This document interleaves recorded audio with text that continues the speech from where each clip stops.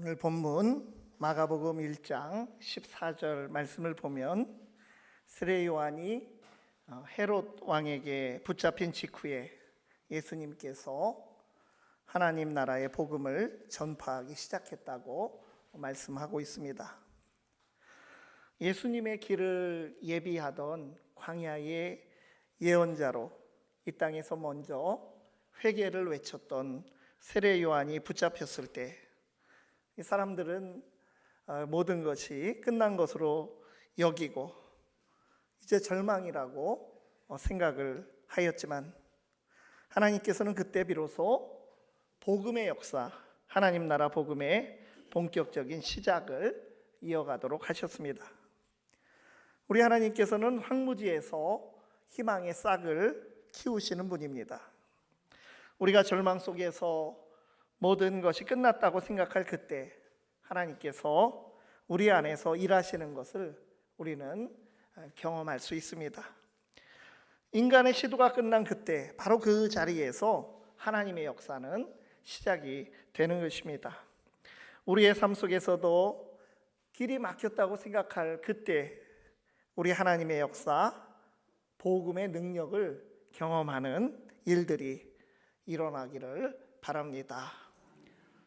하나님 나라 복음의 시작을 선포하는 오늘 이 말씀을 보면서 그렇다면 우리가 하나님 나라 복음을 위해서 무엇을 가장 먼저 해야 할까요? 그것은 예수님이 공생애를 시작하면서 선포하신 이 첫 말씀, 오늘 본문에서 찾을 수 있습니다.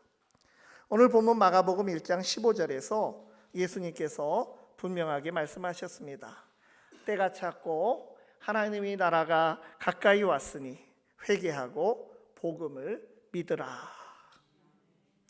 이 말씀에서 우리 주님께서는 하나님 나라의 시작을 위해서 두 가지를 우리에게 요구하고 있습니다. 회개하고 복음을 믿으라는 것입니다. 첫 번째는 회개하라는 요청입니다. 회개는 헬라어로 메타노이아라고 하는 말입니다. 이 메타노이아, 회개라는 단어는 노이아, 노이에오, 누스라고 하는 어근, 또 거기에 메타라고 하는 접두어가 붙어서 만들어진 단어입니다. 이 누스는 인간의 정신, 마음, 생각, 이성을 뜻하는 단어입니다. 메타는 시간이든 장소든 뒤에를 의미하고 있습니다. 따라서 회개는 이전에 가졌던 우리의 생각과 우리의 마음을 이후에 돌이킨다고 하는 뜻이 됩니다. 회개는 단순한 후회나 감정의 일시적 변화가 아닙니다. 지금까지 가지고 있었던 우리의 생각, 사고방식, 삶의 태도를 완전히 달리하라고 하는 요구입니다. 회개는 그래서 철저한 우리의 삶의 전환을 의미하는 것입니다. 장로교의 시조라고 말하는 종교개혁자이며 제네바에서 종교개혁을 했던 칼뱅, 영어식으로는 칼빈이라고도 하는데 이 칼뱅이라고 하는 사람은 그의 대표작인 기독교 강요에서 회개를 이렇게 정의했습니다. 회개는 우리 삶을 하나님에게로 돌이키는 진정한 방향 전환으로, 이것은 하나님에 대한 순수하고 진지한 두려움에서 비롯된다. 이 방향 전환은 우리 육체와 옛사람이 죽는 것과 성령의 살리심으로 이루어진다. 회개는 우리의 옛사람이 죽고 새 사람이 되는 경험입니다. 이 회개에서부터 개혁이 시작이 됩니다. 독일의 종교개혁자 마틴 루터가 지금으로부터 507년 전인 1517년 10월 31일 우리가 많이 들어본 95개 반대 조항을 비텐베르크 성 교회 벽에 그 문에 걸어놓게 됩니다. 이것이 종교개혁의 도화선이 될 뿐만 아니라 새로운 시대를 여는 전 세계적인 신호탄이 되었습니다. 루터는 당시 로마 가톨릭 교회의 면벌부, 면죄부라고 하는 것보다 면벌부라고 하는 것이 더 좋은 번역인데, 이 면벌부를 판매하는 이러한 잘못된 일을 접하면서 당시 교회의 그때까지의 그런 왜곡된 전통, 사람이 만든 전통을 거부하면서 로마 교황에게 보내는 95개 조항을 발표했습니다. 그런데 그 95개 조항 중에서 맨 앞에 제1조항은 바로 회개하라고 하는 외침이었습니다. 제1조항을 보시면 우리 주님이시며 스승이신 예수 그리스도께서 회개하라 하셨을 이는 믿는 자의 삶 전체가 회개하는 삶이어야 함을 말씀하신 것입니다. 전체가, 우리의 삶 전체가라고 했습니다. 계속해서 제3조항은 이렇게 말합니다. 이것이 단지 내적 회개만을 의미하는 것은 아니다. 육신의 정욕을 억제하는 다양한 외적 변화를 수반하지 않는다면 내적 회개는 무가치한 것이다. 조금 그 문장이 중간에 잘못 기록이 됐는데요. 우리의 회개가 생각과 마음만의 변화가 아니라 우리 삶의 변화, 외적인 변화가 있어야 한다고 하는 사실을 분명하게 제시를 하면서 95개조의 조항을 이어가고 있는 것을 볼 수가 있습니다. 그런가 하면 종교개혁의 가장 중요한 표어이며 정신을 아드폰테스라고 하는 라틴어로 말합니다. 아드라고 하는 것은 어느 쪽으로, 어디를 향하여 이런 말이고, 폰테스라고 하는 말은 샘, 원천이라고 하는 뜻입니다. 그러니까 근원을 향해서, 원천을 향해서, 근본을 향하여 돌아가자라는 구호가 바로 종교개혁의 정신입니다. 그러니까 단순히 사람의 전통이 쌓인 교회의 가르침이 아니라 하나님의 말씀으로, 또 인간의 뜻이 아니라 하나님의 뜻으로 돌이키는 것이 바른 개혁이고 신앙이라는 것입니다. 그래서 모든 개혁은 이 회개에서부터 출발을 하는 것입니다. 우리의 삶 가운데 세상의 욕망을 향했던 우리의 생각, 우리의 마음, 우리의 눈길을 되돌려서 복음이신 주님에게로 돌아서야 하는 것입니다. 마가복음 1장 4절을 보면 예수님보다 앞서서 복음을 외쳤던 광야의 소리, 주의 길을 예비하러 온 세례 요한도 회개의 세례를 전파했다고 말씀하고 있습니다. 우리 예수님께서도 회개하라고 하나님 나라 복음을 첫 선포를 하면서 말씀을 하신 것입니다. 그런데 이 회개의 세례가 무엇입니까? 요한이 말하는 이 회개의 세례는 좀 더 자세하게 기록된 누가복음 3장 8절에서 14절에 소개가 되고 있습니다. 누가복음 3장 8절에 이렇게 기록되어 있습니다. 그러므로 회개에 합당한 열매를 맺고 속으로 아브라함이 우리 조상이라 말하지 말라.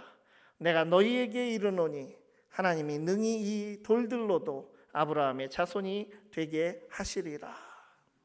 유대인들이 대다수인 그 광야의 세례 요한에게 나온 자들에게 말하기를 자신들의 조상이 아브라함이라고 해서 메시아가 자기 민족에게서 나온다고 해서 저절로 구원받을 수 있다고 속으로 생각하지 말라는 것입니다. 중요한 것은 회개에 합당한 열매를 맺어야 한다고 강조하고 있습니다. 오늘 우리에게 적용하면 어떻게 됩니까? 내가 모태신앙이고 내가 신앙 연륜이 오래되었다, 이런 것만으로 안 됩니다.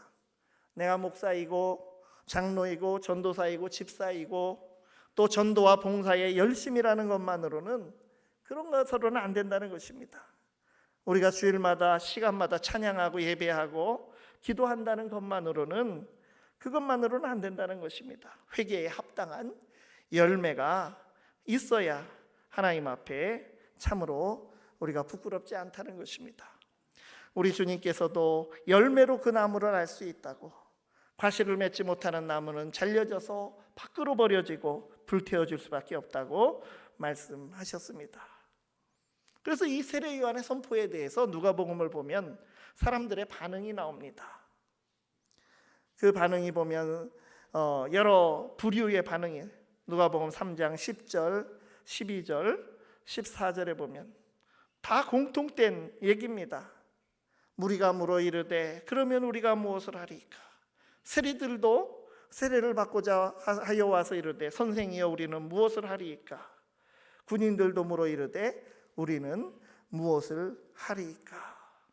다 무엇을 해야 됩니까? 라고 질문을 하기 시작합니다. 이 좋은 질문입니다. 오늘 종교개혁주일에 우리도 주님 제가 무엇을 해야 하겠습니까? 이 본질적인 질문으로 우리에게 질문을 해야 합니다. 세례 요한의 대답이 거기에 각각 나옵니다. 요한은 우리가 무엇을 하리까라고 묻는 무리들을 향해서 이렇게 말합니다.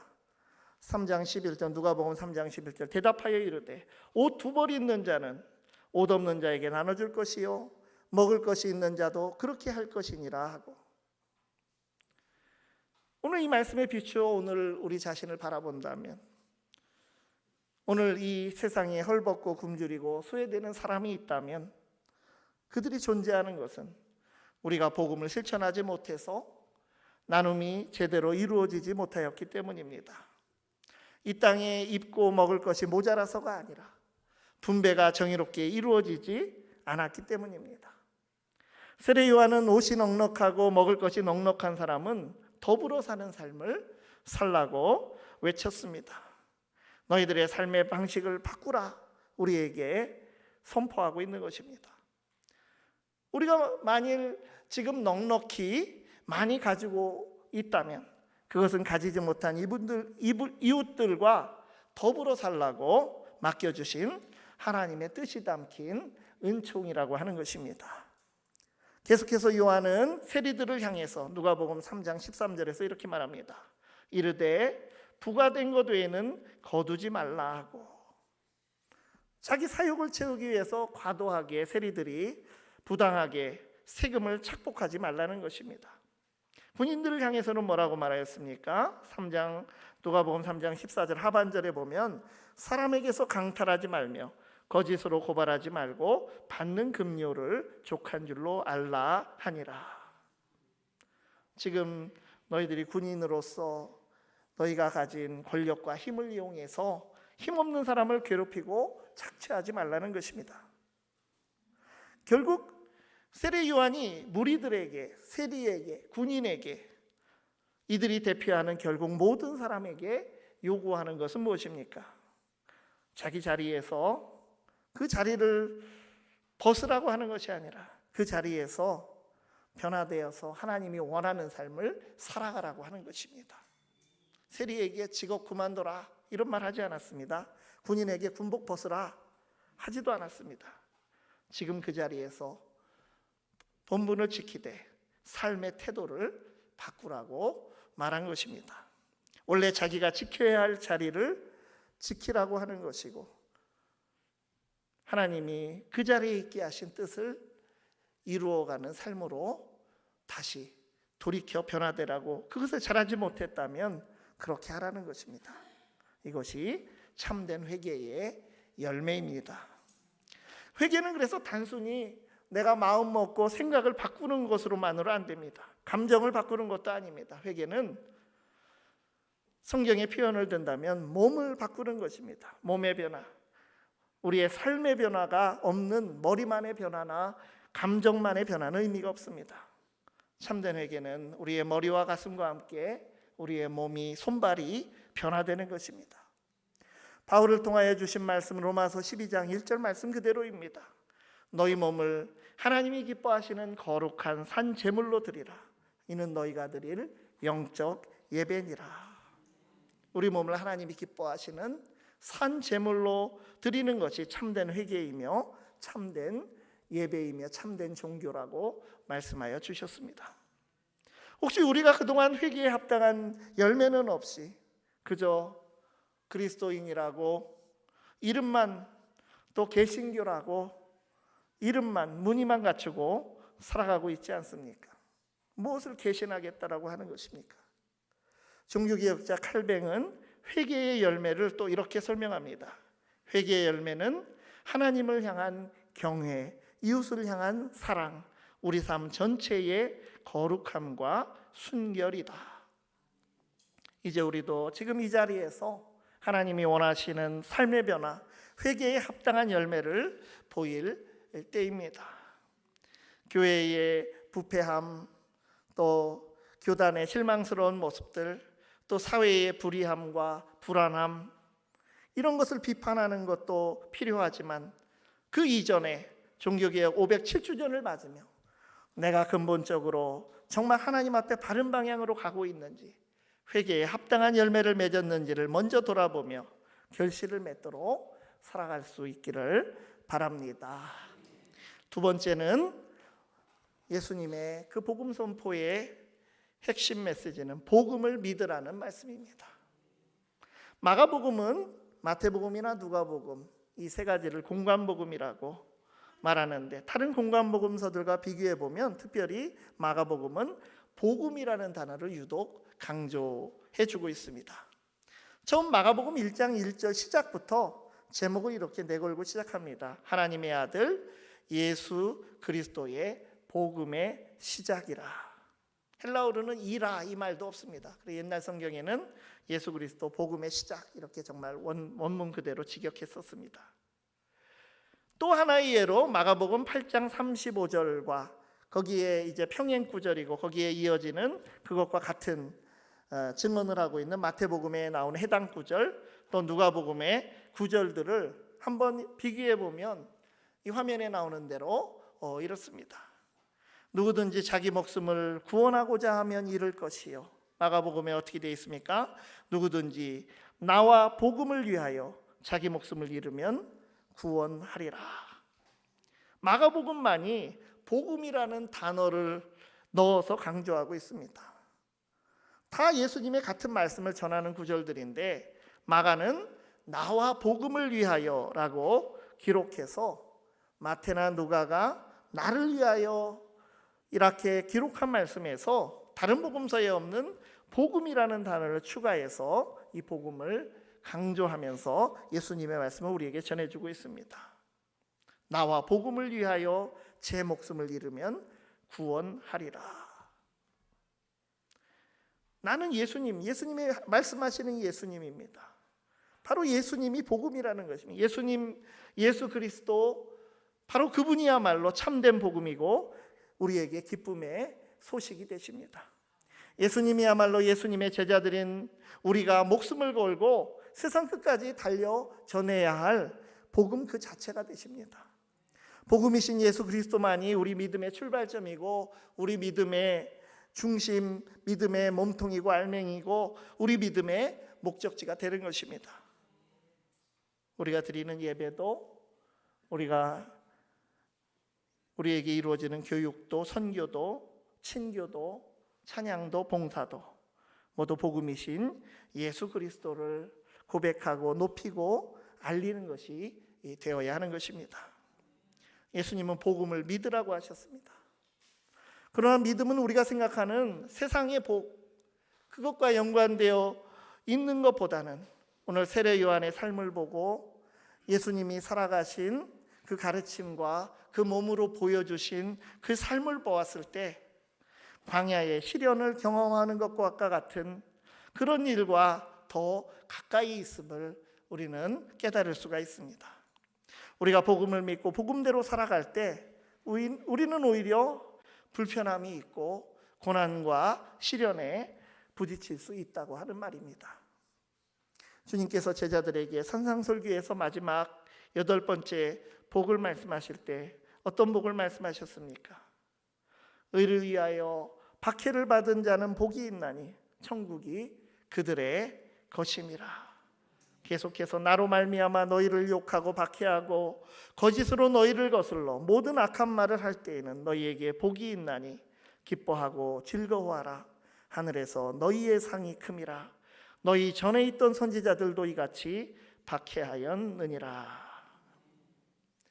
그래서 복음을 믿고 따르는 제자의 삶은 자기를 부인해야 하고 자기 십자가를 지고 가야 하는 좁은 길이라고 말씀하여 주셨습니다.